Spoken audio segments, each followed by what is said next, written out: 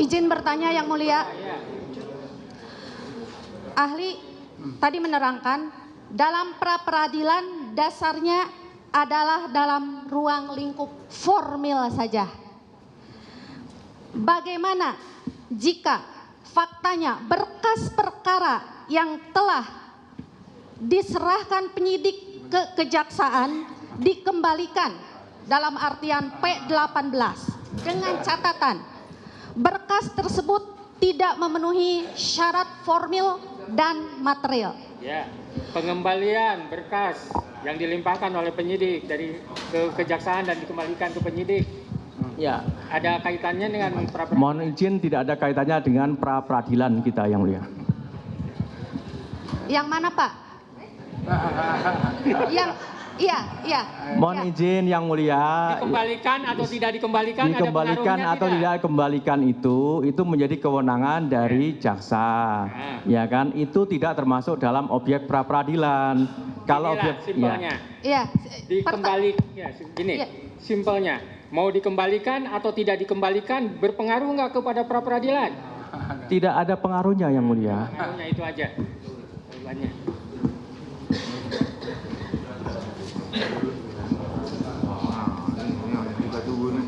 Mohon maaf, Yang Mulia, kami berdiri. Ya, biar kelihatan. Saudara ahli, kita sepakat dulu bahwa ini adalah kasus pembunuhan dan pemerkosaan untuk anak di bawah umur. Oke, kita sepakat dulu. Saya jadi penyidik cukup lama dan aku yang melakukan investigasi tentang Peggy Setiawan karena sesuai perintah daripada ketua tim. Yang perlu saya tanyakan kepada ahli, ini kasus pembunuhan dan pemerkosaan. Apa sih yang perlu dilakukan penyidik terlebih dahulu terhadap korban ini supaya maju nanti kepada administrasi yang tadi kalian perbincangkan, ini sah, ini tidak. Apa yang perlu dilakukan oleh penyidik itu? Bapak kan ahli pidana. Itu yang pertama saya tanya. Pertanyaan. Apa yang perlu dilakukan penyidik itu terhadap kasus ini, TKP ini, korban ini? Terlebih dahulu apa? Mohon izin Yang Mulia, karena ini menjadi domainnya penyidik, saya sebagai ahli pidana saya tidak menjawab. Karena saudara tanyanya kepada apa yang harus dilakukan oleh penyidik. Saya bukan penyidik. Jadi saya tidak menjawab berkaitan dengan pertanyaan saudara itu. Terima kasih Yang Mulia. Bapak itu kan ahli pidana. Pembunuhan, pendapatmu yang saya tanya, ahli. Ahli tadi udah seperti itu, kita tidak bisa maksa. Begini Pak ahli, saksi ahli. Tentunya kan penyidik itu mengolah TKP ini menentukan korban itu meninggal atau tidak. Selanjutnya diolah TKP itu, korban itu diotopsi enggak? Terus bukti-bukti yang Bapak bilang tadi yang dijadikan barang alat bukti tadi, 2 alat bukti itu, ya, apakah itu ditemukan di TKP? Apakah itu ditemukan di tempat lain? Dan harus berkaitan dengan kejadian tersebut. Apakah sependapat Pak ahli? Gimana ahli terkait? Mohon izin Yang Mulia, apa yang saudara sampaikan tadi, tanyakan kepada saya dan saya kira ini sudah masuk ke dalam materi pokok perkara. Saya tidak bisa menjawab itu karena lembaga pra peradilan ini hanya fokus terkait dengan objek pra peradilan sebagaimana yang baik, saya lanjutkan Pak ahli. Saudara perkara pokok.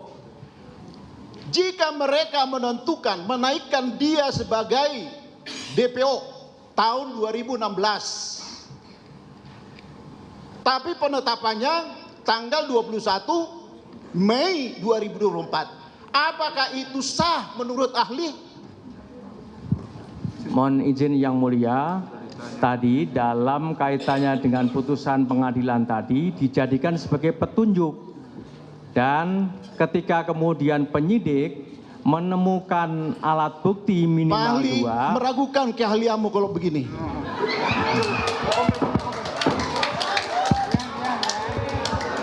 Izin Yang Mulia. Sebentar. Saya luruskan dulu. Ya. Pokoknya dalam forum ini tidak ada kesimpulan-kesimpulan. Kita juga harus menghargai ahli. Sependapat atau tidak sependapat dengan ahli, baik ahli yang kemarin maupun ahli yang sekarang, kita harus menghormati pendapatnya. Ya, suka atau tidak suka silakan ulas dalam kesimpulan masing-masing ya. Nggak bisa kita itu. Silakan kalau ada pertanyaan. Yang mohon izin Yang Mulia, mohon izin. Ya. Kalau boleh kami tim pemohon kepada Yang Mulia, mohon untuk perintahkan kepada ahli untuk melakukan atau memberikan jawaban yang independen. Jangan sampai ditanya oleh pemohon memberikan jawaban yang memuaskan sama termohon, ditanya oleh pemohon selalu bilang sudah dijelaskan. Padahal sudah Dan disumpah. ada kaitannya dengan itu. Jadi Ya, gini. jelas semuanya. Mohon izin Yang Mulia. Sudah, ini ahli ini udah paham tentang aturan main dari persidangan. Ya. Makanya kalau nanti dalam analisa para pihak, ahli misalnya ahli yang sekarang mau ahli yang kemarin dianggap tidak kompeten, ini poinnya ini meragukan ini atau saling bertentangan, silakan tuangkan. Itu yang akan kita. Baik Yang Mulia, kami lanjutkan Kalau pertanyaan ini kepada ahli. Sama-sama, menurut saudara saksi ahli yang kemarin oke, menurut ini saksi ahli yang sekarang oke, kan gitu. Versinya masing-masing. Lanjut dengan pertanyaan. Baik, Pak ahli tadi mengatakan bahwa putusan pengadilan adalah DPO sebagai petunjuk. Peggy Setiawan pada saat kejadian TKP di Cirebon berada di Bandung dengan saksi-saksi yang sudah didengar keterangannya di persidangan ini. Apakah penetapan tersangka dan dijadikan dia dan dilakukan penahanan itu sah atau tidak? Jadi Yang Mulia, saya kembali menegaskan bahwa dalam penetapan tersangka yang penting dasarnya adalah minimal 2 alat bukti, Bapak. Selama penyidik menemukan minimal 2 alat bukti, maka hal tersebut bisa dijadikan sebagai dasar penetapan tersangka. Demikian Yang Mulia. Ahli harusnya dijawab tadi tidak sah. Sudah pertanyaan yang lain karena akan jawabannya. Pak ahli, kami tanya satu lagi. Apakah keterangan saksi-saksi yang mengatakan bahwa Peggy Setiawan berada di Bandung bersama mereka dan ditetapkan sebagai tersangka dan dilakukan penahanan yang sekarang ini surat penetapan tersangka melakukan penangkapan penahanan, apa itu dapat dikatakan sah atau tidak? Mohon izin Yang Mulia, tadi sudah sampaikan bahwa dalam penetapan tersangka ini berkaitan dengan soal aspek formilnya saja. Ya, Aspek formilnya saja. Dalam pasal 2 ayat 2 Perma 4 2016 itu ketika sudah ada minimal 2 alat bukti maka sah secara hukum. Demikian jawaban saya Yang Mulia. ahli itu minimal ada 2 alat bukti aja, seperti itu.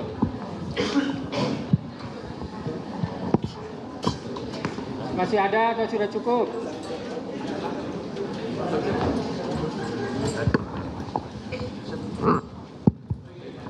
Biar